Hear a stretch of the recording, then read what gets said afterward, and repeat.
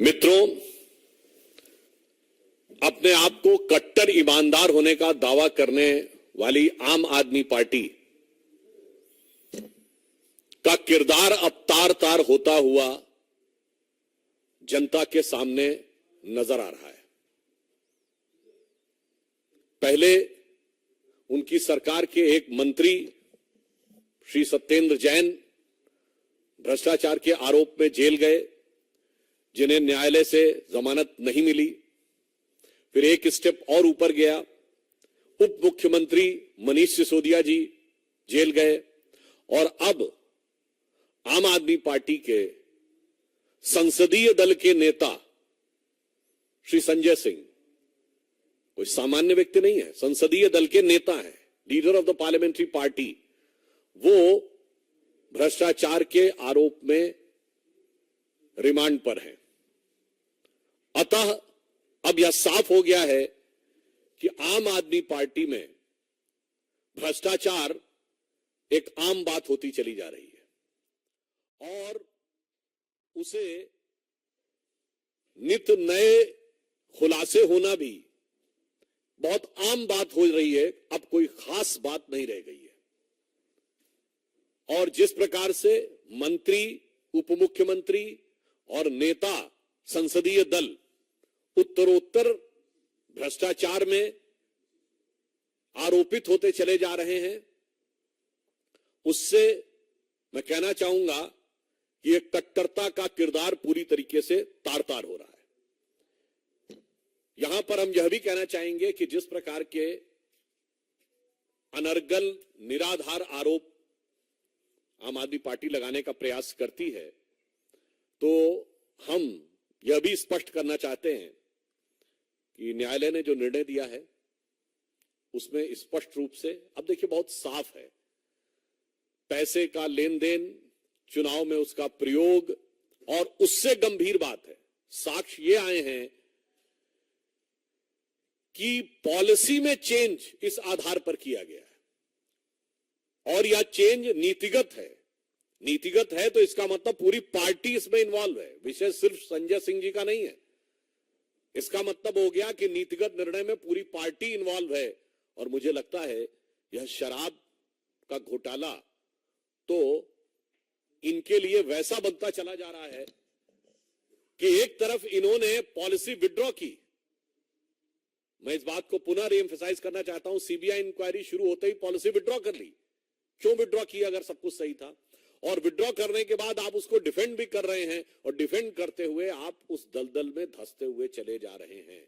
क्योंकि जैसे कर्म किए हैं आम आदमी पार्टी ने, अब वो पूरी चुनौती के साथ उनके सामने आ रहे हैं। यहां पे मैं स्पष्ट करना चाहूंगा कि कल राउज एवेन्यू कोर्ट ने अपने निर्णय में पेज नंबर 10 के ऊपर जो लिखा है 15वें पॉइंट पे, जो ये कहने का प्रयास कर रहे हैं कि केस का आधार नहीं बनता है, उसमें बहुत स्पष्ट कहा है, hence in prima fascia view this court the fact stated that the material placed before the court nowhere shows that the suggest that his arrest in the present case is unwarranted and unreasonable। Hindi में कह दें, अदालत ने प्रथम दृष्टया यह विचार किया है और यह माना है कि यह कहीं से भी यह नहीं दर्शाता है कि वर्तमान मामले में गिरफ्तारी अनवारंटेड और अनरीजनेबल है। यानी यह कहना कि अनापेक्षित है या अनावश्यक है, यह उचित नहीं है। यह बहुत स्पष्ट रूप से कहा है। आगे भी अगर आप देखें तो पेज नंबर 11 पे बहुत साफ साफ अदालत ने कहा है कि in the prima fascia appears that the material placed before the court that this amount was delivered at the residence. यानी उन्होंने स्पष्ट कहा है कि जो आरोप लगे हैं उसके इलेक्ट्रॉनिक साक्ष्य सामने आए हैं कि आरोपी और नेता की भेंट हुई है। भेंट होने के बाद जो आरोप है पैसे की डिलीवरी का, वह भी इलेक्ट्रॉनिक साक्ष्यों के साथ मेल खाता हुआ नजर आ रहा है। अब मैं आपसे एक और पॉइंट कहना चाहूंगा कि जजमेंट के पॉइंट नंबर 13 को अगर आप पढ़ें पेज नंबर 12 पे, तो उसमें अंतिम 2 लाइनों में कोर्ट ये कहता है, दो the veracity of these statement will be tested during the course of trial only but for the purpose of investigation and such statement has to be believed and taken into consideration. उन्होंने कहा कि वास्तविकता में दोष का निर्धारण जांच के बाद होगा, पर प्रथम दृष्टया जो साक्ष्य हैं वो विश्वास करने योग्य और कार्रवाई शुरू करने योग्य नजर आ रहे हैं। तो अब इसमें कोई किंतु परंतु का स्कोप नहीं है। आगे भी बिंदु क्रमांक 14 में कोर्ट कहता है the material placed before the court and its direct nexus with the activities pertaining to the proceedings of the crime and the present case by way of receiving the above amount of rupees 2 crores have been shown, his sustained and custodial integration appears necessary. अर्थात न्यायालय ये कह रहा है कि जिस प्रकार के साक्ष्य आए हैं उसमें पैसे के लेन देन को लेकर जो तथ्य सामने दिखाई पड़ रहे हैं उनके अनुसार यह हिरासत में रखकर पूछताछ नेसेसरी अर्थात आवश्यक प्रतीत होता है। मुझे लगता है कि अब इसके बाद जो आम आदमी पार्टी जो भारत की राजनीति में मूल्यों की राजनीति स्थापित करने का दावा करके आई थी, वो सबसे मूल्यहीन पार्टी दिखाई पड़ रही है। और मैं कह सकता हूं कि दिल्ली की जनता आज अपने को ठगा हुआ महसूस कर रही है। और इसके साथ मैं ये भी कहना चाहूंगा, अब एक के बाद एक नेता जिस प्रकार से उभरते चले आ रहे हैं इसमें, तो ऐसा लगता है कि दारू के दरिया में पता नहीं कितने डूबे और उतराए हुए हैं। और मुझे तो वो पुराने गीत की पंक्ति याद आ जाती है, एक निकल रहा है मंत्री, फिर दूसरा डिप्टी सीएम, फिर तीसरा संसदीय दल का नेता, और अभी आगे अल्लाह जाने क्या होगा आगे। तो मुझे वह पंक्ति याद आती है, जिसको देखो वही आज मदहोश है, आज तो ये दीवाना गजब ढा गया। मतलब अब एक के बाद एक जिस प्रकार के कैरेक्टर्स उभर के सामने आते जा रहे हैं, मुझे लगता है इसके बाद श्री केजरीवाल जी की बातों की निर्लज्जता और धृष्टता पूरी तरीके से जनता के सामने आ गई है। इसलिए हमारा यह मानना है कि अब यह देश की जनता के लिए भी एक विचार का विषय है, फूड फॉर थॉट है। जो लोग राजनीति में नए प्रयोग की बातें करते हैं, यह एक्सपेरिमेंटल पॉलिटिक्स का दौर अब नहीं है। भारत प्रखरता के साथ, दृढ़ता के साथ नई भूमिका को निभाने के लिए जहां विश्व पटल पर उभर रहा है, यहां ये तरह तरह के एक्सपेरिमेंट्स करने के प्रयास होते हैं। उन एक्सपेरिमेंट्स का परिणाम कितना दुखद और देश के लिए खतरनाक हो सकता है, और उन प्रयोगों के चेहरे पर चढ़ा हुआ मुखौटा कितनी जल्दी उतर सकता है, यह भी समझना चाहिए। बहुत स्पष्ट है कि अब किसी भी प्रकार का प्रयोग भारतीय राजनीति के लिए घातक हो सकता है। यह मेरे विचार से आम आदमी पार्टी के अन्ना आंदोलन से निकली आम आदमी पार्टी के इस चरित्र के बाद यह भी एक विचार के लिए तथ्य देश की जनता के सामने है, और देश की प्रबुद्ध जनता इसे समझ रही होगी। धन्यवाद।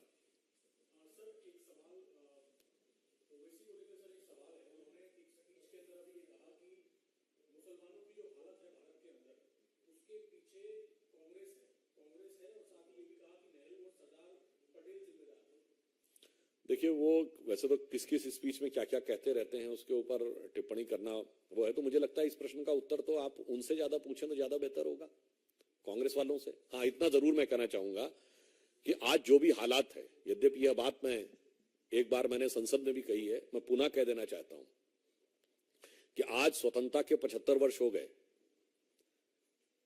मैं ओबीसी जैसे लोगों को भी स्पष्ट बता देना चाहता हूं कि जब यह देश स्वतंत्र हुआ तो जिनको आज माइनॉरिटी कहते हैं, उनमें से कितने लोग ऐसे थे जिनके राजे रजवाड़े थे? कोई जैन रियासत थी क्या? कोई क्रिश्चियन रियासत थी, या पारसी रियासत थी, या यहूदी रियासत थी?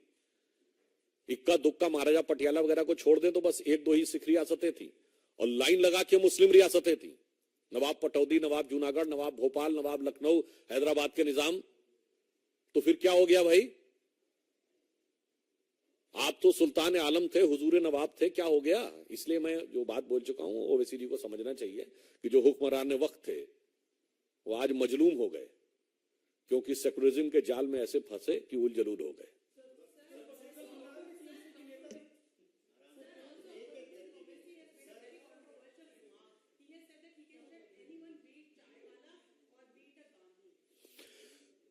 नहीं, क्या, कैन यू रिपीट?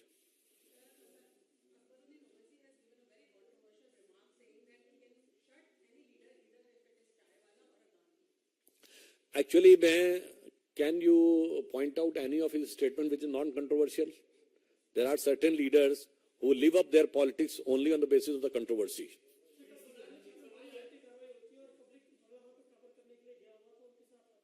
कहाँ?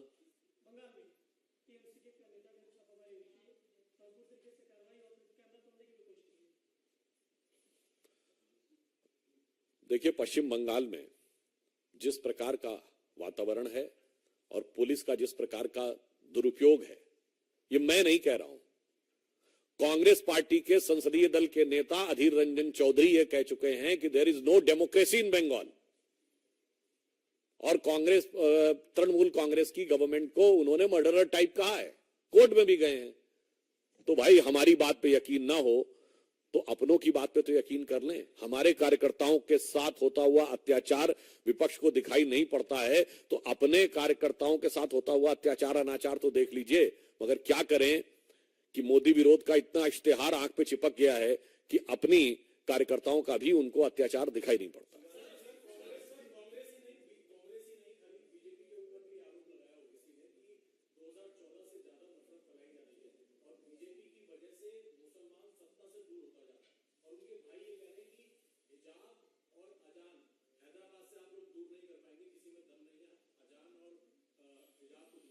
वैसे उन्होंने हैदराबाद की बात कही। आज तक हैदराबाद में हमारा शासन एक दिन भी नहीं रहा है और उनका 3-3 पीढ़ियों से वही हैदराबाद को रिप्रेजेंट करते रहे हैं। और हैदराबाद में वो घटनाएं होती थी जब विदेश से लोग आते थे और 10-10, 12-12 साल की मुस्लिम बच्चियों को टेक्निकली कहा जाता है कि शादी के नाम पर ले जाते थे और बेचने की, व्यवहारिक दृष्टि से वो बेचने की बातें होती थी। उसके लिए क्या बोले आज तक? उसके लिए कौन जिम्मेदार है? एक भी दिन शासन न करने वाली भाजपा या लगातार 75 साल शासन करने वाले सो कॉल्ड सेकुलर दल या पिछले 3 पीढ़ियों से उस इलाके में की नुमाइंदगी कर रहे आली जनाब सरताज सेकुलर सियासत असदुद्दीन ओवैसी।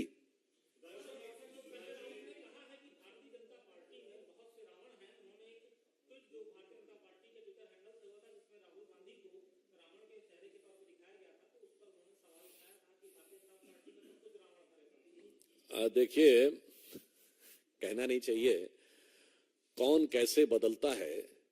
अब मुझे तो याद आता है कि जब विवादित ढांचा गिरा था तो उस रात स्वर्गीय बाला साहब ठाकरे जी का वक्तव्य कि उनसे पूछा पत्रकार ने कि आप पे आरोप है कि आपके शिव सैनिकों का इसमें हाथ है, तो उन्होंने कहा यदि ये है तो मेरे लिए गर्व की बात है। हमारे नेता डिफेंसिव थे, बाला साहब ठाकरे जी ने यह बात बोली थी, मगर आज तो आप उनके साथ खड़े हो गए जिन्होंने गोलियां चलवाई थी। तो भाई, कौन राम के साथ है, कौन रावण के साथ है, कौन धर्म के साथ है, कौन अधर्म के साथ है, कौन अपने पूर्वजों की विरासत के साथ है और कौन उनके पूर्वजों की विरासत के साथ है, जनता को दिखाई पड़ रहा है।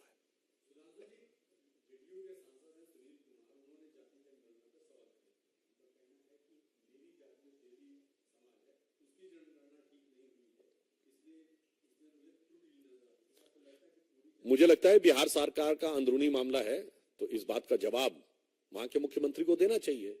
यदि उन्हीं की पार्टी के, उन्हीं के प्रतिनिधि लोग उस पर प्रश्न चिन्ह उठा रहे हैं, तो मुझे लगता है इससे उनकी विश्वसनीयता पूरी तरीके से प्रभावित हो जाती है। Then now there is a serious question on its credibility when their own party's member of parliament are raising question on this issue.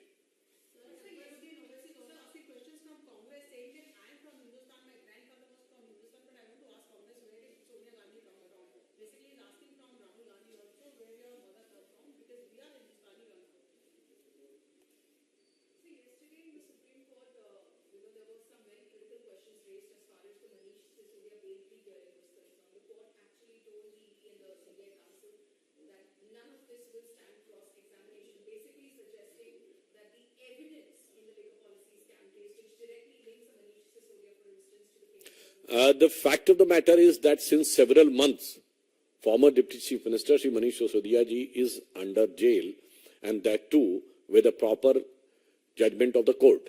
As far as there is some comments are concerned, तो मैं तो कहना चाहूंगा इनके लिए तो केजरीवाल जी कहते हैं ना भारत रत्न देना चाहिए. अब एक से कैसे कैसे रत्न निकल रहे हैं आपकी पार्टी में वो दिखाई पड़ रहा है. अब ये रत्न वाले ये देखने की कोशिश कर रहे हैं कि थोड़ी सी धूल क्या हमारे ऊपर हट रही है या नहीं. ये उनकी बेबसी और जो उनकी वास्तविकता में भ्रष्टाचार में डूबे होने के बावजूद अब उन्हें साफ नजर आ रहा है कि हम बाकी चीजों से बच नहीं सकते. तो मुझे लगता है वो करने की कोशिश कर रहे हैं जैसे डूबते को तिनके का सहारा. मगर मेरा मानना है let the final judgement come with the proper evidence and proper investigation, then we should comment on anything.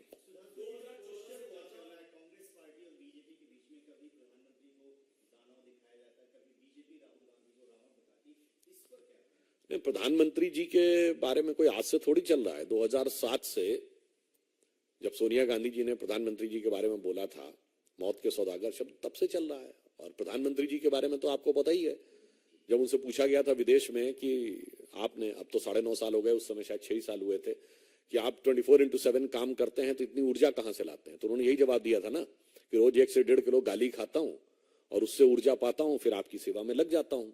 तो वो जितना भी मोदी जी के लिए नफरत देते चले जाते हैं उतनी ही मोदी जी की पॉपुलैरिटी बढ़ती चली जाती है. तो विपक्ष ये सोचता है कि वो नफरत के द्वारा इलाज कर लेगा, तो मर्ज उनके दिमाग में है, वो इलाज नहीं हो रहा है. इलाज ये हो रहा है कि मोदी जी के लिए मोहब्बत बढ़ रही है जनता की नजर में. तो वो जो पुराना शेर है उसको घुमा के मैं कहना चाहूंगा कि मरीजे नफरते मोदी पर लानत खुदा की, मर्ज बढ़ता गया जो जो दवा की.